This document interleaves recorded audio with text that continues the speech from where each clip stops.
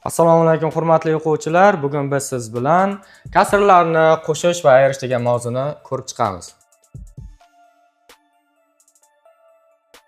Demak, dastavval kasr nimaligi haqida tushunchaga ega bo'lamiz.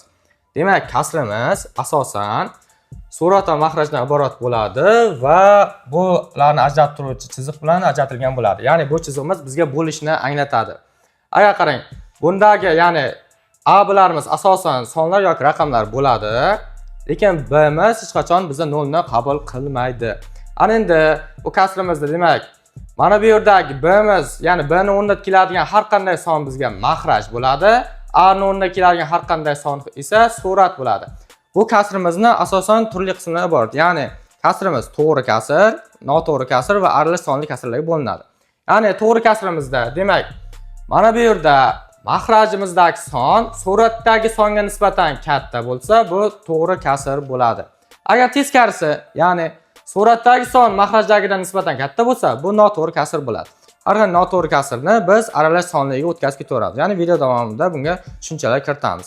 Demak, qarang, kasrni biz aytdikki, kasr chizig'i bu bo'lishdan o'tadi. Ya'ni 8 ni 12 ga nisbati. Ana endi kasrda shunday qoida bor.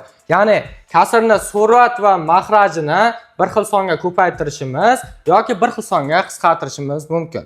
Agar asosan bizga qisqaradigan kasrlar berilgan bo'lsa, bularni qisqartirib yozamiz. Masalan, qarang, birinchi kasrimizda demak 8 taqsim 12 kelyapti.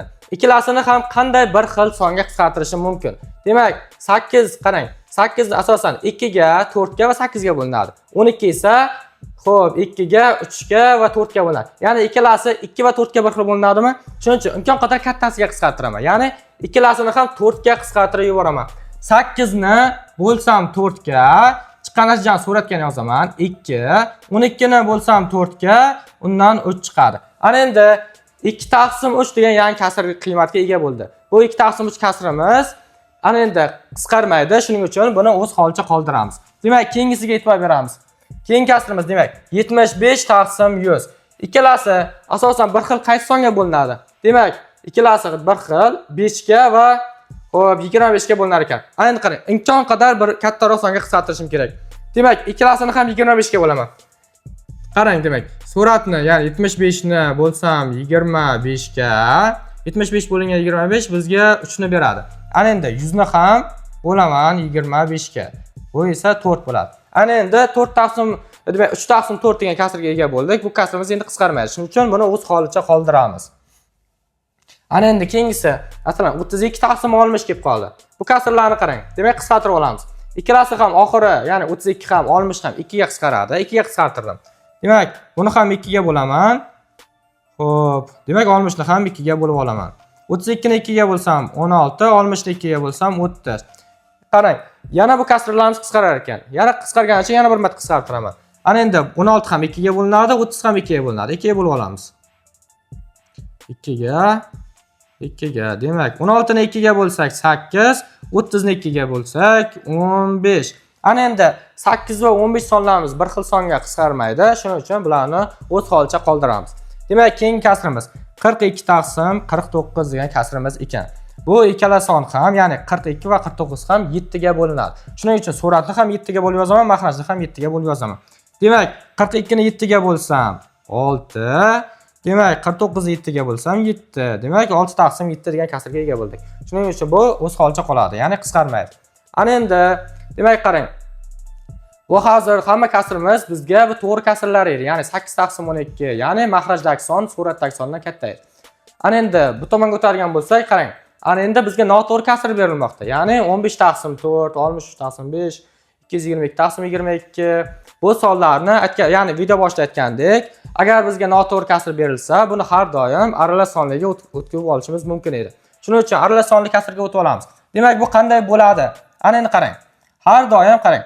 Ya'ni bu kasrimiz bo'lishdan o'tadi. Ya'ni 15 ni 4 ga bo'lganimizdagi anglatar edi. Demak, qarang, bo'lib yozib olamiz. Xo'p, 15 ni bo'lsak 4 ga, demak 15 ichida 4 nechta bor? 3 ta bor. 12, qoldig'imiz 15 dan 12 ni ayirsak 3 ga teng bo'ladi. Demak, buni har doim qarang. butun qismi 3 ga teng bo'ldi. Qoldig'imiz ham 3 ga, bo'luvchi soni esa 4 ga teng bo'ldi. Ana endi buni yozib olamiz. Har doim butun qism birinchi yoziladi. Ya'ni 3 butun yoziladi.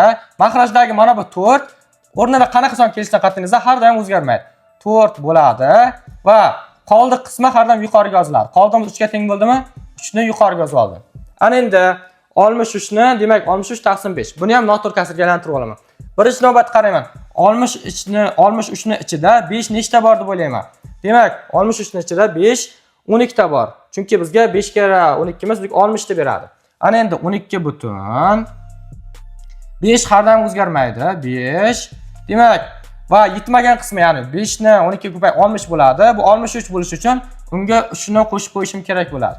Ana endi keyingi kasrimizni yozib olamiz. Demak, 222 taqsim 22 bo'lyapti. Ana endi buni ham qarang. 222 ni 22 ga bo'lib olsak, bizda 10 degan butun sonimiz bo'ladi. Demak, 10 butun pastdagi 22 o'zgarmaydi va qoldiq qismimiz har doim yuqori yozib olamiz. Ya'ni, xo'p, 22 ni 10 ga ko'paytiradigan bo'lsak, 220 bo'ladi. Qoldig'imiz mana 222 ni berish uchun qoldig'imiz 2 bo'ladi. Ana endi buni ham xuddi shunaqa yozib olamiz. Qarang. Demak, hop, 67 taqsim 40 degan kasrimiz. 67 ni ichida 40 nechta bor deb o'ylaydigan bo'lsak, bizga 1 butun beradi. Ya'ni qarang, 67 ni bo'lamiz 40 ga. Butun qismimiz 1 ga teng. Demak, 1 butun bersak 40. Ayiramiz. Ayirganimizda 27 degan qoldiq qolyapti. Demak, butun qismini har doim birinchi yoza olamiz. Demak, 1 maxrajdagi son hech qachon o'zgarmaydi. 40. Qoldig'imiz esa 27. Ana endi qarang. Agar aralash sonli kasr berilsa, biz buni qanday noto'g'ri kasrga o'tkazamiz degan savollar bo'lib qolishi mumkin. Qarang, hozir bu darsimizda shunga ham oydinlik kiritib ketamiz. Xo'p, ana endi qarang. Bizga ixtiyoriy bitta, masalan qarang. Mana bu birinchi kasrimizni, aralash sonli kasrni noto'g'ri kasrga o'tkazamiz. Demak, pastdan yoza olaman. 3 butun 3 taqsim 4. Buni noto'g'ri kasrga o'tkazishim kerak. Har doim yaxshilab e'tibor bering. Har doim maxrajdagi son mana bu oldida turgan songa ko'payadi va mana bu suratdagi songa qo'shiladi. Demak, qarang. Maxrajdagi sonimiz o'zgarmaydi, 4 ga teng. 4 ni 3 ga ko'paytirsam 12, unga 3 ni qo'shsam 15. Demak, 15 taqsim 4 ni berdi. Qarang endi. Ixtiyoriy mana bu kasrni ham shunday yozib olamiz. Qarang. Demak, 12 butun 3 taqsim 5. 12 butun 3 taqsim 5 degan xo'p, aralash sonli kasrimiz berildi. Buni noto'g'ri kasrga o'tkazib olamiz. Demak, noto'g'ri kasrga o'tkazganimizda oldinga aytgan qoidamiz, ya'ni 5 12 ga ko'payadi va suratdagi son qo'shiladi.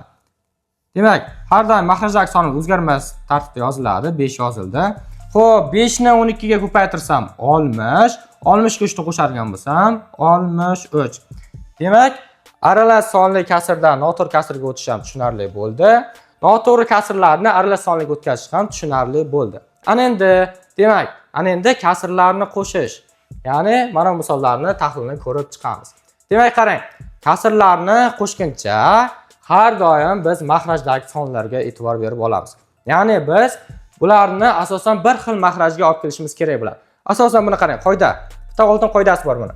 Ya'ni qarang, maxrajdan ikkita maxraj berilayotgan bo'lsa deydi, maxrajdan katta sonni ushlaymiz deydi. Ya'ni 12 ni oldik. Ana endi qarang.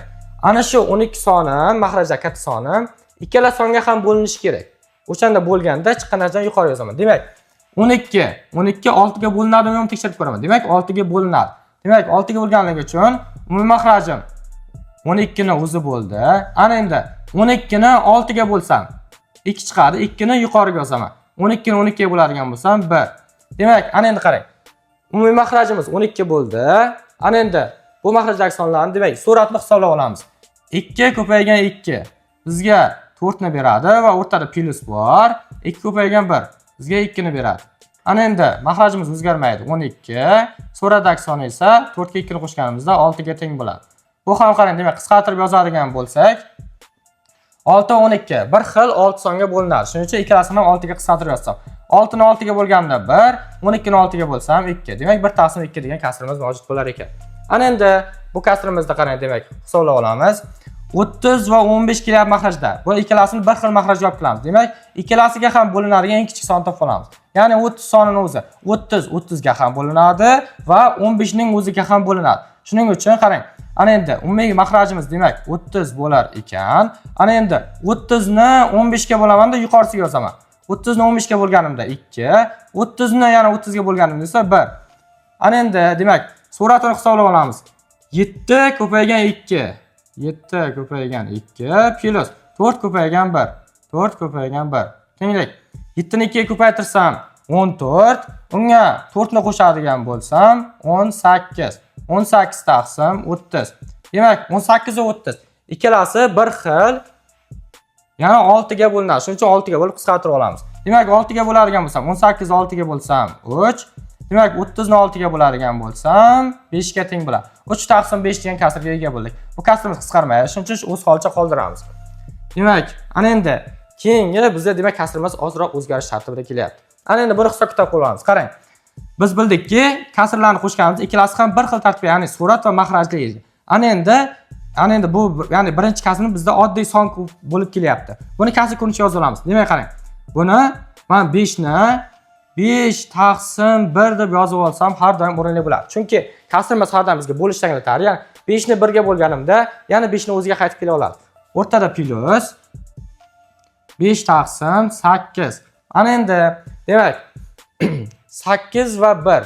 Makrajlar bir xil emas. Umumiy makraj tanlab olamiz. Demak, umumiy makraj 8 ning o'zi bo'ladi. 8 ni 1 ga bo'lganimda 8 chiqadi. Uni yuqoriga yozaman. Demak, 8 ni 8 ga bo'lganimda 1. Demak, buni hisob kitob qiladigan bo'lsam, umumiy makrajimiz 8. 5 ni 8 ga ko'paytirib yozadigan bo'lsam 40 plus 5 ni 1 ga ko'paytirsam 5.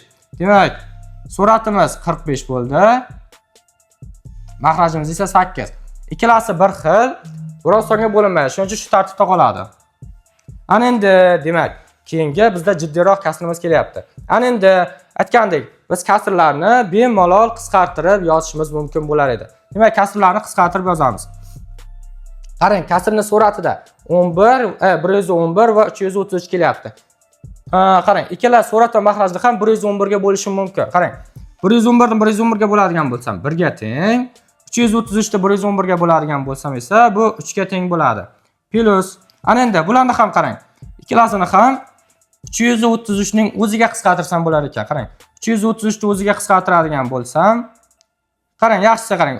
Mana murakkablikdan qochamiz. 111 ga, ya'ni hammasini 111 ga qisqartirib yozamiz. 333 ni 111 ga bo'lsam 3, 666 ni 111 ga bo'ladigan bo'lsam 6 plus demak 515 va 666. Ularning ikkalasi ham 111 ga bo'linadi. Demak, har birini 111 ga qisqartirib yozamiz. Demak, 5 ni 111 ga bo'ladi, 555 ni 111 ga bo'ladigan bo'lsak, bizga 5 ga teng bo'ladi. 666 ni 111 ga bo'ladigan bo'lsak, 6 ga teng bo'ladi. Ana endi demak, kasrlarimiz oddiy kasr bo'lib qoldi. Ana endi bu kasrlarga umumiy makraj tanlab olamiz. Umumiy makrajimiz 6 6 3. Ya'ni uchalasiga ham bo'linadigan eng kichik son. Ya'ni bular 6 ning o'zi bo'ladi. Ana endi umumiy makrajimiz 6. 6 ni har bir makrajga bo'lib chiqqan natijadan suratga yozib chiqaman. 6 ni 3 ga bo'ladigan bo'lsam 2, 6 ni 6 ga bo'lsam 1, 6 ni bu 6 ga bo'ladigan bo'lsam yana 1. Ana endi suratdagi sonni bu darajadagi songa ko'paytirib yozib chiqaman. 1 ni 2 ga ko'paytirsam 2 plus 3 karra 1imiz 3 va 5 karra 1 ham 5. Ana endi suratdagi sonlarni qo'shib olsak, 2 ga 3 ni qo'shamiz 5, 5 ga 5 ni qo'shadigan bo'lsak 10 ga teng bo'ladi va makrajimizda 6. Bu ikkala kasr o'z navbatida 2 ga bo'linadi. 2 ga bo'lib yozib olamiz. Demak, 10 ni 2 ga bo'ladigan bo'lsam 5, 6 ni 2 ga bo'ladigan bo'lsam 3 ga teng bo'ladi. Bu kasrimiz bizga noto'g'ri kasrni beradi. Shuning uchun buni aralash sonliga o'tkazib qo'yamiz. Demak, bu aralash sonliga o'tkazganimizda 5 ni 3 ga bo'lamiz. 3 ga bo'lganda butun qismimiz 1 ga teng bo'ladi. 1. Makrajdagi son o'zgarmaydi 3 ga va qoldig'imiz 2 ga teng bo'ladi. Uni yuqoriga yozib qo'yamiz. Demak, kasrni qo'shishga doir misollar ham tushunarli bo'ldi. Ana endi kasrni ayirishga doir misollarni ko'rib chiqamiz. Demak, kasrni qo'shishga doir misollar qanday bo'lgan bo'lsa, ayirish ham xuddi shunday. Faqatgina suratdagi sonlarni ayirib qo'yamiz, umumiy makraj berib. Ana endi bunda ham 11 va 22 sonlariga umumiy makraj topib olamiz. O'z navbatida qarang, kattaroq makrajni o'zini olamiz. 22 11 ga bo'linadi, yo'q tekshirib ko'raman. Demak, 22 11 ga bo'linadi. Shuning uchun bu 22 ning o'zi umumiy makraj bo'ladi.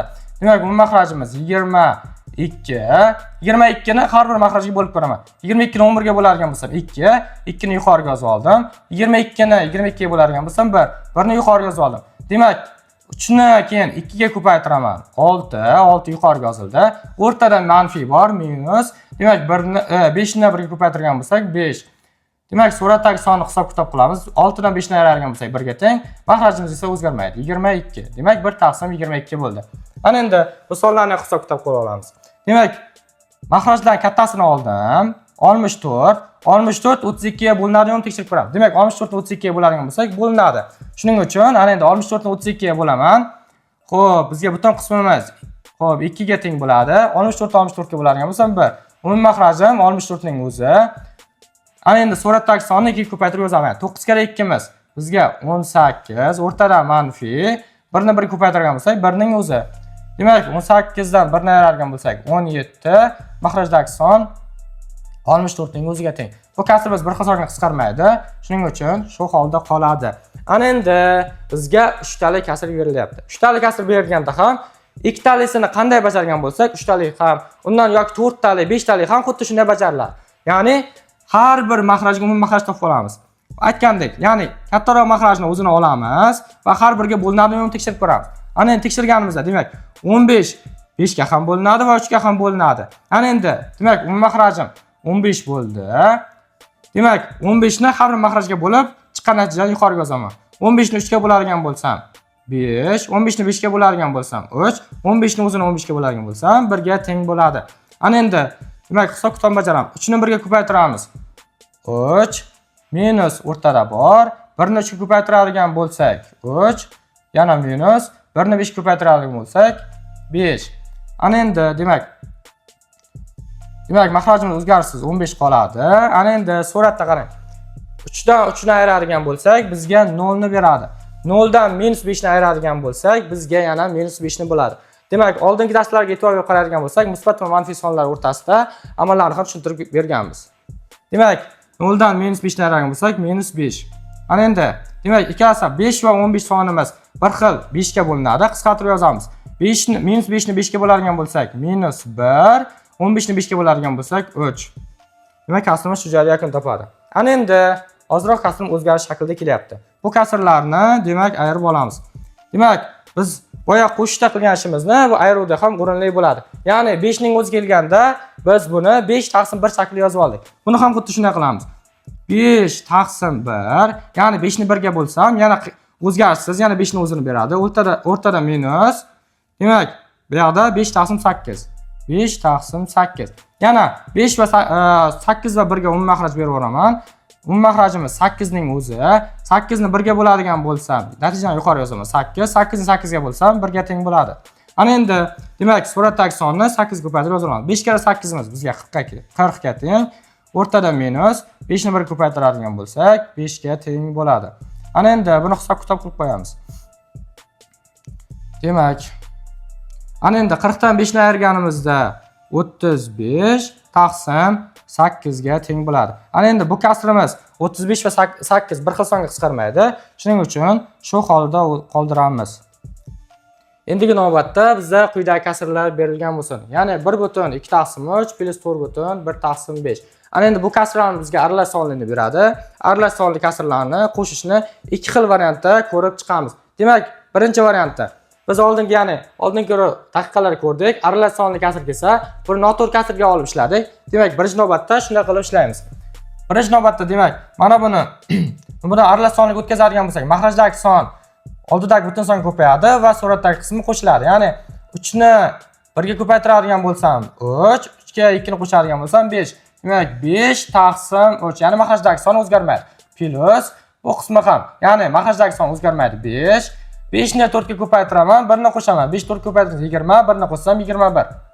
Demak, 21. Ana endi bu kasrlar noto'g'ri kasr. Bularni ishlash uchun o'zaro umumiy mahraj tanlab olamiz. Qarang. Demak, 5 va 3 ga bo'linadigan kichik sonni topishimiz kerak. Demak, mahrajdan kattasini olaman. Demak, 5 ni o'zi 5 3 ga bo'linadimi? Tekshirib ko'raman. Demak, 5 3 ga bo'linmaydi. Bo'linmasa, yana bitta 5 olib qo'shaman. Demak, 10 ga teng bo'ldi. Ana endi 5 qo'shganimda. 13 ga bo'linadimi? Bo'linmaydi. Bo'linmasa yana bitta olib 5 qo'shdim. 15 bo'ldi. Ana endi 15 3 ga bo'linadimi? Ha, 3 ga bo'linar ekan. Demak, 15 soni 5 ga ham 3 ga ham bo'linadigan son bo'ldi. Demak, umumiy makhrajimiz 15 ga teng bo'ldi. Demak, 15 ni har bir makhrajga bo'lib yozaman. 15 ni 3 ga bo'ladigan bo'lsam 5 ga teng. 15 ni 5 ga bo'ladigan bo'lsam 3 ga teng. Ana endi suratni hisob-kitob qilib olamiz. 5 kara 5 imiz bizga 25 plus 21 ni ko'paytiradigan bo'lsak, bizga 63 ni beradi. Suratdagi sonlarni qo'shib hisob-kitob qilib olamiz. Demak, 15 makhrajda suratdagi sonni qo'shadigan bo'lsak, 88 ni beradi bizga. 88 bo'ldi. Ana endi bu kasrimizni biz aralash sonlarga o'tkazib yozamiz. Ana endi aralash sonlarga o'tkazsak, xo'p, 88 ni ichida 15 sonimiz butun qismini topib olamiz. Demak, 88 ni bo'lamiz 15 ga bo'ladigan bo'lsak, bizga xo'p 5 butun beradi. 5 ni 15 ko'paytiradigan bo'lsak 75, ayirsak, demak bizga 13 ni beradi. Ana endi 13 imiz 15 ga bo'linmaydi, shu tartib qoldiramiz. Demak, butun qismimiz xo'p 5 ga teng bo'ldi. Surat makhrajimiz o'zgarmaydi 15. Qoldig'imiz esa yuqoriga yoziladi. 13 ga teng bo'ldi.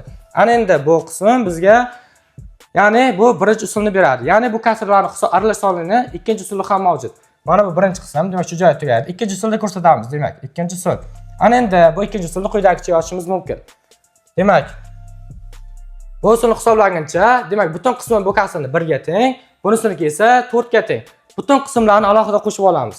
Demak, 1 plus 4 va o'rtada plus va kasr qismlarni alohida qo'shib olamiz. 2 taqsim 3 plus 1 taqsim 5. Ana endi bu kasrni birinchi hisob-kitob qilib olamiz. Demak, bu kasrlarga boya hisob-kitob qildik. 5 bilan 3 ga umumiy makhraj 15 ning o'zi bo'ldi. Demak, 15 ni har bir makhrajga bo'lib yuqoriga chiqqan natijani yozamiz. 15 ni 3 ga bo'ladigan bo'lsak 5 ga teng, 15 ni 5 ga bo'ladigan bo'lsak 3 ga teng. Demak, mana bu qismimiz, demak, 1 ga 4 ni qo'shsak 5. Xo'p, demak, plus mana bu kasrni hisob-kitob qilib olamiz. Demak, umumiy makhrajimiz 15 ga. Ana endi, demak, buni hisob-kitob qilsak, 2 ni 5 ga ko'paytirsak 10 plus 1 ni 3 ga ko'paytirsak 3. Demak, 5 plus 15 dan, demak, 13 ga teng bo'ldi. Ana endi buni ham, bu kasrlarni ham bemalol 5 butun 13 taqsim 15 deb yozib olishimiz mumkin ekan. Ana endi bu kasrni ham xuddi shu usullarni ishlab ko'ramiz.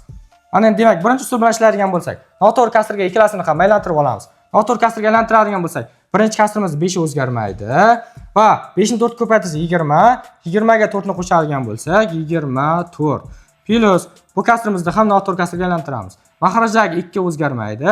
2 ni 5 ga ko'paytiramiz 10, 1 ni qo'shadigan bo'lsak 11. Ana endi 5 va 2 ga umumiy makhraj tanlaymiz. Demak, qarang, 5 2 ga bo'linadi. Demak, tekshirib ko'ramiz, 2 ga bo'linmaydi. Shuning uchun yana ustiga olib kelib bitta 5 qo'shamiz. 5 ni qo'shadigan bo'lsak 10 ga teng. 12 ga bo'linadimi? Ha, demak, ikkalasi ham 5 va 2 ga bo'linadigan eng kichik sonimiz bizga 10 ga teng bo'ldi. Ana endi umumiy makhrajimiz 10. 10 ni har bir makhrajga bo'lib yozib olamiz. 10 ni 5 ga bo'ladigan bo'lsam 2. Xo'p, 10 ni 2 ga bo'ladigan bo'lsam 5. Demak, buni hisob-kitob qilamiz. Umumiy makhrajimiz 10 ligicha qoldi. 24 ni 2 ga ko'paytirsak 48 plus 11 ni 5 ga ko'paytirsak 55. Tenglik. Suratni qo'shib olamiz. Demak, xo'p, 8 ga 5 ni qo'shganimizda bizga 13 ga teng, bir dilda. Xo'p, 4 ga 5 ni qo'shamiz 9, bir dilak bilan 10. Demak, 103 taqsim 10 ga teng bo'ldi. Ana endi bu kasrni noto'g'ri kasrga o'tkazib yoza olamiz. Ana endi, demak, 103 ni 10 ga bo'ladigan bo'lsam, butun qismim 10 ning o'ziga teng bo'ladi. Buni mana bu usulda bo'lib isbotlab tekshirish o'zlaringizga havola. Ana endi makhrajimiz o'zgarmaydi 10 va qoladigan qoldig'imiz 3 ga teng bo'ladi. Uni yuqoriga yozib qo'yamiz. Ana endi bu birinchi usul bilan bo'ldi. Buni ham xuddi shunday qilib ikkinchi usul bilan ko'rsatamiz. Demak, ikkinchi usul. Ana endi butun qismlarni alohida qo'shib olamiz. 4 plus 5 plus kasr qismlarni alohida qo'shib olamiz. 4 taqsim 5 plus 1 taqsim 2. Bu kasrga boya umumiy makhraj topdik. 5 bilan 2 ni o'ziga 10 umumiy makhraj bo'ldi. 10 ni 5 ga bo'ladigan bo'lsam 2 tadan, 10 ni 2 ga bo'ladigan bo'lsam 5 tadan. Ana endi 4 ga 5 ni qo'shadigan bo'lsam, demak 9 plus mana bu. Demak, 4 ni, demak, umumiy makhrajimiz o'zgarmadi, makhrajimiz 10. 4 ni 2 ga ko'paytirsam 8 plus 1 ni 5 ga ko'paytirgan bo'lsam 5. Ana endi 9 plus demak 8 ga 5 ni qo'shadigan bo'lsak, bizga 13 ni beradi. 13 taqsim 10. Ana endi bu kasrni hisoblaylik. 13 ni, ya'ni 13 taqsim 10 ni aralash sonliga o'tkazsak, 9 plus 1 butun 10 dan 3 bo'ladi. Ana endi demak, bu kasrlarimiz demak 9 bilan 1 ni qo'shib olamiz, 10 ga teng bo'ladi. Mana bu qismi esa o'zgarmaydi. 10 dan 3 ga teng bo'ladi. Demak, bu kasrlar tushunarli bo'ldi. Ana endi ayroga doir kasrlarimizni ko'rib chiqamiz. Demak, asosan qarang. Bu ayroga doir ham xuddi shunday. Hammasini noto'g'ri kasrga aylantirib olamiz va hisob-kitobini bajaramiz. Ana endi buni mahrajimiz, birinchi mahraj, kasrimiz mahraji o'zgarmaydi, 14. 14 ni 8 ga ko'paytiraman, 1 ni qo'shaman. 14 ni 8 ga ko'paytiradigan bo'lsam, demak 4 ga 8 imiz 32, 10 ga 8 imiz 80. 32 ga 80 ni qo'shsak 112. 1 ni qo'shadigan bo'lsak 113. Plus o'rtada minusimiz bor ekan. Ana endi va bu kasrimizda ham mahraj o'zgarmaydi. 7 kara 2 imiz 14, 5 ni qo'shadigan bo'lsak 19. Ana endi bu kasrlarni ham umumiy mahrajini bir xil qilib olamiz. 14 va 7. 14 7 ga bo'linadi. Shuning uchun ham umumiy mahrajimiz o'zi 14 bo'ladi. Ana endi 14 ning o'ziga bittadan 7 ga bo'ladigan bo'lsam, 2 tadan. Ana endi 113 minus 19 ni 2 ga ko'paytirgan bo'lsam, 38. Tenglik. Demak, birinchi 14 ning o'zi o'zgarmaydi. Ana endi bu suratdagi sonlarni hisob-kitob qilib olamiz. Demak, 3 dan 8 ni ayira olmayman, bir qarz olib beraman. 13 dan 8 ni ayiradigan bo'lsam, 5 ga teng bo'ladi. Demak, keyingi navbatda ana endi 10 dan 3 ni ayiradigan bo'lsam, 7 bo'ladi. Ya'ni 75 taqsim 14. Bu kasrimiz qisqarmaydi. Shuning uchun shu tartibda o'zini qoldiramiz. Ana endi ikkinchi kasrda ham o'rinli bo'ladi. Ya'ni ikkinchi usulimiz. Ikkinchi usul bilan ishlaydigan bo'lsak, qarang, demak, butun qismlarni ayirib olamiz. 8 minus 2, o'rtada yana plus. Demak, kasr qismini ayirib olamiz. 1 taqsim 14 minus 1 taqsim 7. Tenglik 8 dan 2 ni ayiradigan bo'lsam 6 plus 14 va 7 ga umumiy mahraj 14 ning o'zi bo'ldi. 14 14 ga bo'lsam 1, 14 ni 7 ga bo'ladigan bo'lsam 2 ga teng bo'ldi. Ana endi buni hisob-kitob qilsak, demak, umumiy mahrajim 14, yuqorida 1 minus 1 kara 2 imiz 2 ning o'ziga teng bo'ldi. Demak, 6 minus, xo'p, 1 dan minus 2 ni ayiradigan bo'lsak, kattasidan kichigini ayiramiz va katta ashorasi qo'yamiz. 2 dan 1 ni ayiramiz, 1 ga teng bo'ladi va katta ashorasi minus. Shuning uchun minus 1 ga teng bo'ldi. 1 taqsim 14. Ana endi bu kasrni hisob-kitob qilib qo'yamiz. Demak, 6 ni tagida bemalol 1 bor desam bo'ladi. 14 va 1 da umumiy mahraj 14 ning o'zi bo'ladi. Shuning uchun mana bunga 14 tadan, bunga bittadan. Ana endi mahrajim 14 o'zgarmadi. 14 kara 6 imiz bizga demak 24 60 84 ni beradi. Minus 1 teng 83 taqsim 14 bo'ldi. Buni noto'g'ri kasrga aylantiradigan bo'lsak, xo'p, bizga butun qismimiz, ya'ni 83 ni 14 ga bo'ladigan bo'lsak, butun qismimiz 5 ga teng bo'ladi va kasr qismi 14 ligicha o'zgarmaydi. 14 ni 5 ga ko'paytirgan bo'lsam 70, 83 bo'lishi uchun menga 13 yetmayapti. Demak, 5 butun 13 dan 14 bo'ldi. Ana endi buni ham hisob-kitob qilib oladigan bo'lsak, demak, bularni ham demak, ikkinchi usulning o'zida qulay usulda hisob-kitob qilib ketamiz. Demak, butun qismlarni ayirib olaman. 13 minus 6 o'rtada qo'shuv va kasr qismlarni ayiraman. 13 taqsim 15 minus 7 taqsim 30. Ana endi tenglik 13 dan 6 ni ayiradigan bo'lsak 7 ga teng. Xo'p, plus mana bu kasrlarga 15 va 30 ga umumiy mahraj. 30 ni 15 ga bo'linar ekan, shuning uchun mahraj 30 ning o'zi bo'ladi. 30 ni 15 ga bo'lsam 2, 30 ni 30 ga bo'lsam 1. Ana endi buni hisob-kitob qilib olsak, 30 umumiy mahrajimiz, 13 ni 2 ga ko'paytiramiz 26, o'rtada minus, 7 ni 1 ga ko'paytirsak 7. Tenglik 7 butun 7 plus 30. Demak, suratni hisob-kitob qilib olsak, 26 dan 7 ni ayirsak bizga 19 ni beradi. Demak, bu kasrimizda har doim qo'shib kelganligi uchun buni 7 butun 30 dan 19 degan natijaga ega bo'lamiz. Ana endi mavzumiz demak shu joyda yakun topadi. Sizga bugungi darsdan mavzular tushunarli bo'ldi degan umiddamiz. Sog' bo'ling.